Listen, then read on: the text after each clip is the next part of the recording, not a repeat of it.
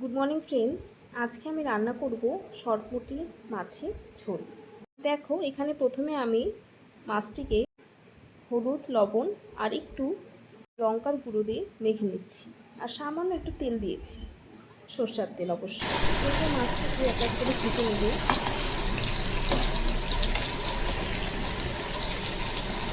দেখো, খুব ভালো করে মাছটাকে ভেজে নিচ্ছি। মাছটা ভেজে নেওয়ার পর সেই একই তেলে আমি আলুগুলোকেও ভেজে নিচ্ছি। এবার আমি ঝিঙাগুলোকেও ভেজে নিচ্ছি।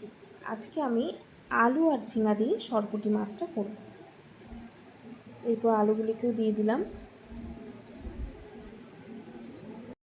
আলু আর ঝিঙাগুলো ভালো করে ভেজে নেওয়ার পর আমরা দিয়ে দেব জিরে গুঁড়ো। এরপর নাড়াচাড়া করে নেওয়ার পর আমরা সামান্য মতো জল দিয়ে দেব। এরপর জলটা ফুটলে আমরা এর মধ্যে এক এক করে মাছগুলো দিয়ে দেব।